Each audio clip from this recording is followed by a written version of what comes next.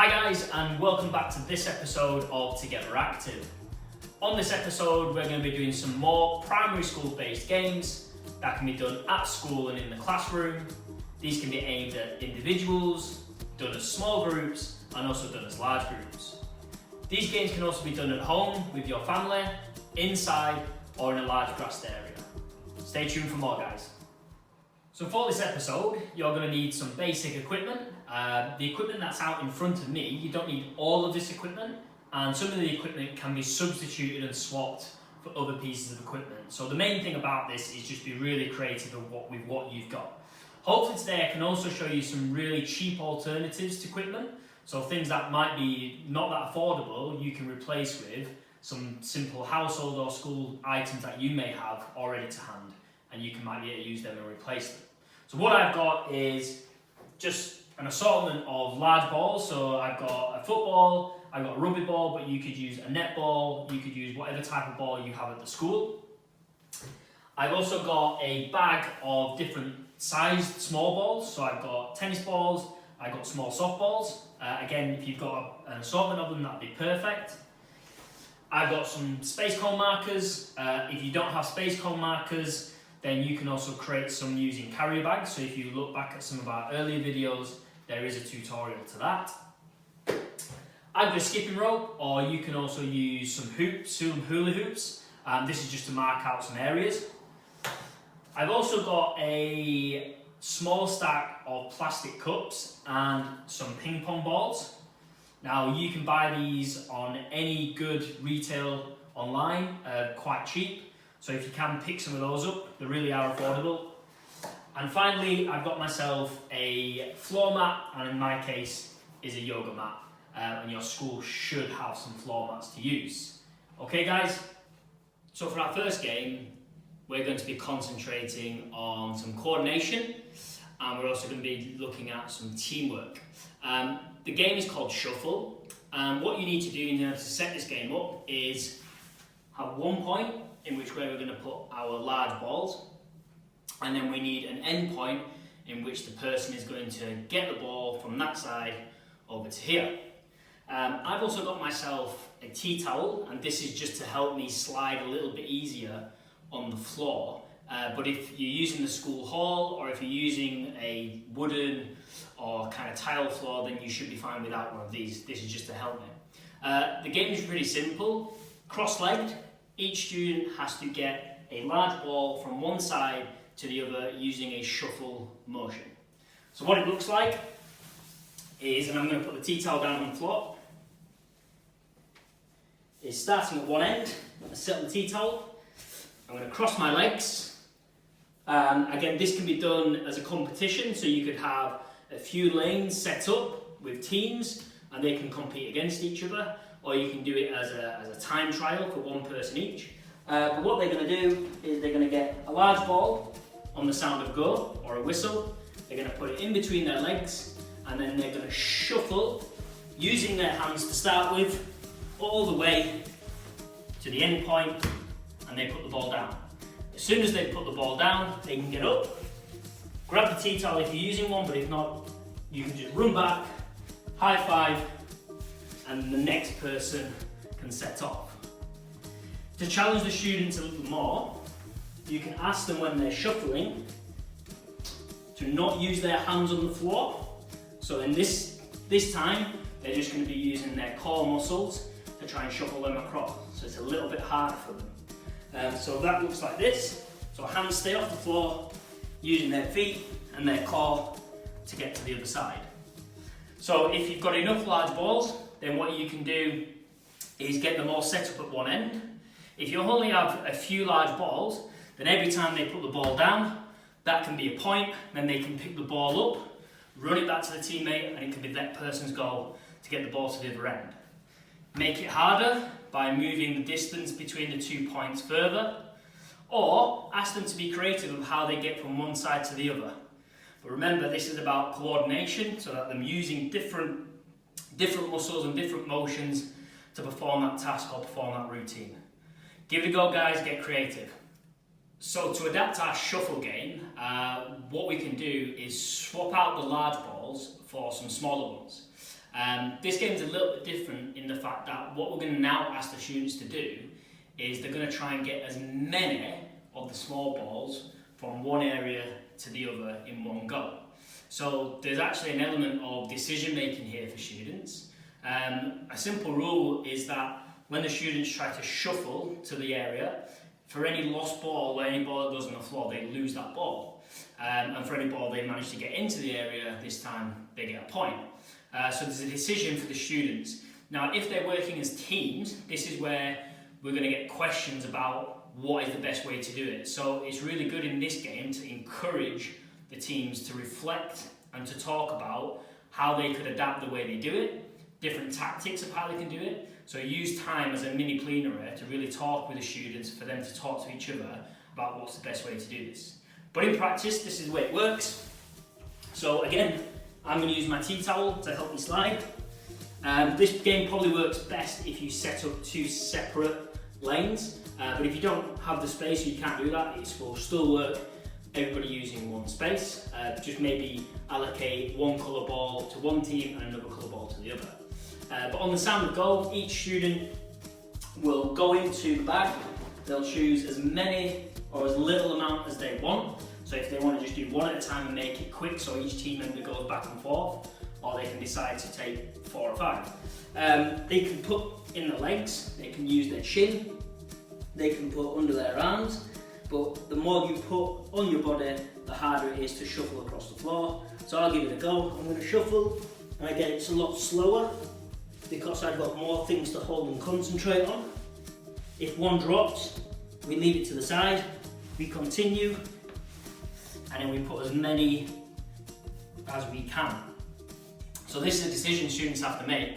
Do they take more and be slower across, but manage to get more into the area at the end? Or do they go quick by only taking maybe 1 or maybe 2? So it's a really good discussion point to see the pros and cons for the students of what they think is best. Give it a go. So our next game is called Ball Hop. Similar to our other games, we're still going to be looking at coordination. But this time what they're going to be doing is they're going to be using a different type of movement to complete a task in which the ball has to move from one area to the other. This game probably works best if you have the teams all competing in the same area.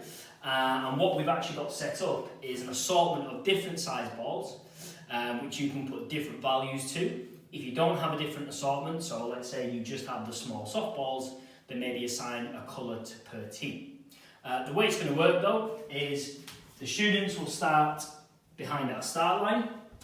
They will start down at their knees, and what they have to do is with the ball, so on the sound of a go or the sound of a whistle or whatever command you may give, they got to put the ball in between the knees, and without dropping the ball at any point, they have to get up to the feet, and then they got to hop with the ball in between their knees and place the ball into the area. Now, this can be a little bit harder with the different types of ball. So if a larger ball, if the student is struggling, then you might want to ask them to use the larger ball. Or if a student is finding it too easy, then maybe challenge them with a smaller ball. So I've got a table tennis ball here, for example. This would be quite hard for me. So they can run back, put it in between their knees, jump up to their feet, and then carefully try and get the ball back. So to start with, there's a bit of an explosive movement. So trying to get to their feet without dropping the ball. The natural reaction will be trying to open the legs and the ball would drop. But again, let's look at how we can differentiate for students' abilities as well. Once a student in their team has hopped, placed the ball, they run back, tag a new teammate, and it's their go to have a turn. Values could be, table tennis ball could be 10, the rugby ball could be 1, and the softballs could be 5. Get creative with it, give it a go, and have fun. So for our next game, we're going to play a game called Occupy. Now, this can be quite hard to explain in such a small space, so this game really does require a little bit more space, either a school hall, half a school hall, or out on the playground. But basically the game is really simple. What you'll need is some space cone markers, or you can use hula hoops, or if you've got skipping ropes, to make sure that you plot an area. The area should be a circle, and around the circle there should be a marker represented by the white cones here in which a student can occupy. In the middle there should be a different colour marker or a space in the middle that is distinct from the outside markers, which shows a space where students can occupy as well.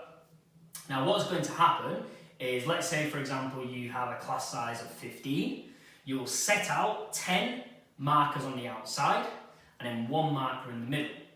You will then ask 5 students to start as an occupier, so somebody in the middle, and the 10 students on the outside will be on the outside going a direction of your choice, so it could be clockwise or anti-clockwise, and you'll also be giving them a movement. So the movement could be running, it could be hopping, it could be skipping, whatever movement you decide. You will also encourage the students on the sound of go to make sure that they overtake each other, so they don't stay single file behind each other, but they can overtake each other. The game works in which, and I'm not going to be able to do too much in here, in which students will start always on the outside, so the 10 students on the outside.